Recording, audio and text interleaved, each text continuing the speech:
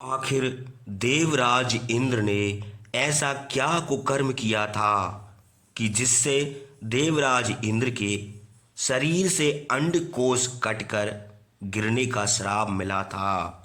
वह श्राप किस ऋषि द्वारा दिया गया था? जब उनके शरीर से अंडकोश कटकर गिर पड़े तब देवराज इंद्र बहुत व्याकुल हो गए। तो देवताओं द्वारा किस जानवर के अंडकोश देवराज इंद्र के शरीर में स्थापित किए गए? तो आइए जानते हैं देवराज इंद्र के कुकर्म और महर्षि के द्वारा दिए गए श्राप के बारे में। तो वीडियो को अंत तक पूरा जरूर देखिए। मिथिला के उपवन में एक पुराना निर्जन रमणीय आश्रम देखकर रामचंद्र ने विश्वामित्र से पूछा, हे महर्षि, यह स्थान आश्रम के समान देख पड़ता है, किंतु यहाँ मुनि कोई नहीं है। इसका क्या कारण है?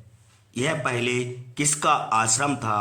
रामचंद्र की यह बात सुनकर महातेजस्वी विश्वामित्र ने उत्तर दिया, हे राम, जिस महात्मा का यह आश्रम है और जिसने कुपित होकर इसे श्राप दिया है, उसका वृतांत मैं कहता हूँ, सुनो।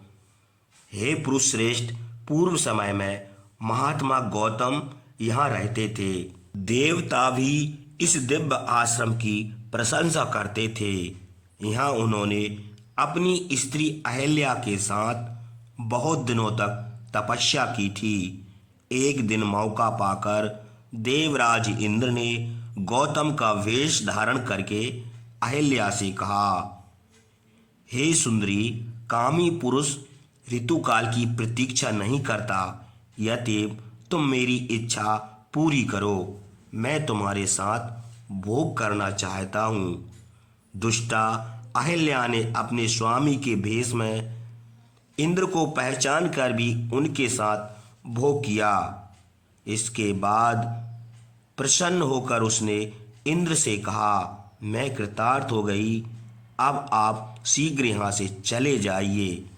हे देवराज, अपनी और मेरी रक्षा कीजिए। इंद्र ने हंसकर कहा, हे सुंदरी, मैं बहुत संतुष्ट हो गया हूँ, अब मैं अपने लोक को जाता हूँ। हे रामचंद्र, इस प्रकार अहल्या के साथ भोग करके गौतम के डर के मारे इंद्र ज्यों ही शीघ्रता के साथ उनके आश्रम से भागा, त्यों ही उसने गौतम को आते देखा। प्रज्वलित अग्नि के समान महर्षि गौतम अपने तेज के प्रभाव से देवताओं और दानवों से भी दुर्धर्ष थे। वे तीर्थ में स्नान करके हाथ में समद और कुश लिए आश्रम की ओर आ रहे थे। उनको देखते ही डर के मारे इंद्र का मुंह सूख गया। सदाचारी महर्षि दुराचारी इंद्र को अपने बस में देखकर कुपित होकर बोले, रे मूर्ख, तूने हमारे वेश बनाकर जो यह कुकर्म किया है, इसलिए मेरे शाप से तेरा अंडकोश गिर पड़े। कुपित महात्मा गौतम के यह कहते ही उसी दम इंद्र का अंडकोश पृथ्वी पर गिर पड़ा। उन्होंने इंद्र को शाप देकर अहल्या को भी शाप दिया, रे दुराचारणी, तू इसी स्थान पर हजारों वर्ष रहेगी, तुझे कोई नहीं देखेगा और कुछ आहार भी ना मिलेगा, केवल वायु का भक्षण करके धूलि में पड़ी रहेगी। जब इस घोर वन में दशरथ के पुत्र रामचंद्र आवेंगे तब तू पवित्र हो जाएगी। लोभ मोह छोड़कर उनका आतिथ्य सत्कार करने से तू अपना स्वरूप प्राप्त करेगी और प्रसन्नता से मेरे पास आवेगी। हे रामचंद्र, महातेजस्वी गौतम दुष्टा अहल्या को यह शाप देकर इस आश्रम को छोड़कर हिमालय के शिखर पर, जहाँ सिद्ध और चारण्य निवास करते हैं, चले गए और वहां तपस्या करने लगे।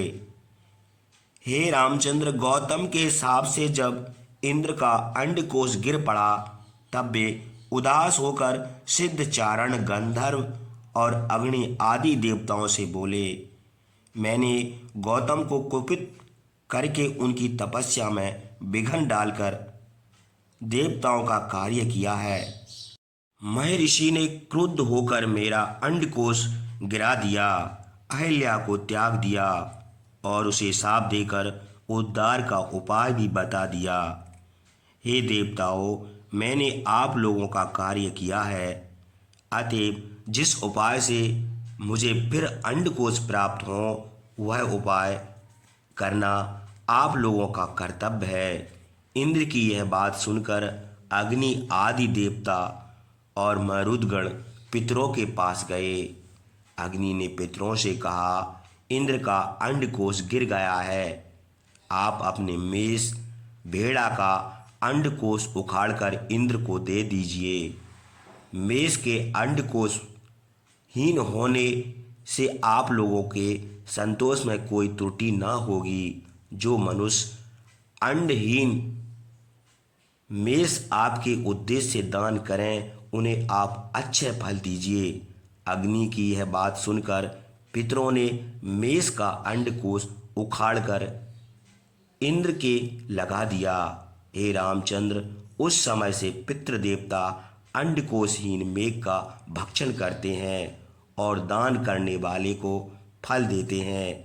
इस प्रकार इंद्र गौतम के शाप से अंडकोशहीन हुए और पितरों ने उनको मेष का अंडकोश दिया है। हे राम, अब तुम महर्षि गौतम के आश्रम पर चलो और देव रूपिणी अहिल्या को शाप से मुक्त करो। तब रामचंद्र और लक्ष्मण विश्वामित्र को आगे करके उस आश्रम पर गए।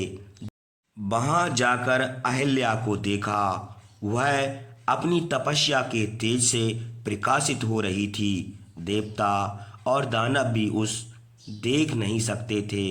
उसे देखकर जान पड़ता था कि ब्रह्मा ने बड़े प्रयत्न से इस मायामयी मोहिनी मूर्ति को रचा है। उसका तेज धुएं से घिरी हुई आग की शिखा के समान, बर्फ और बादलों से ढके हुए चंद्रमा की प्रभा के समान और जल में सूर्य के प्रतिबिंब के समान था। गौतम के शाप से रामचंद्र के सिवा तीनों लोकों का कोई प्राणी उसे देख नहीं सकता था। जब रामचंद्र ने उसे देखा तब वह सबकी दृष्टि में आने लगी और राम लक्ष्मण ने अहिल्या को प्रणाम किया। अहिल्या ने भी अपने पति की बात याद करके वाद और अर्घ देकर उनका आतिथ्य सत्कार किया। रामचंद्र ने उसका आतिथ्य स्वीकार किया। यह देखकर देवताओं ने आकाश में नगाड़े बजाए, गंधर्व और अप्सराएं फूल बरसाने लगीं। देवता तपस्या में विशुद्ध गौतम के बस में रहने वाली अहिल्या की प्रशंसा करने लगे। महातेजस्वी गौतम अहिल्या को पाकर बड़े प्रसन्न हुए और रामचंद्र का विधि पूर्वक सम्मान करके फिर तपस्या करने लगे। मित्रों, अब आप जान गए होंगे कि देवराज इंद्र के अंडकोश शरीर से अलग क्यों हुए और उनको श्राप किसने दिया। अगर आपको हमारी वीडियो अच्छी लगी हो तो लाइक एवं शेयर जरूर कर दीजिए। आप सभी को जय सिया राम, जय जय सिया।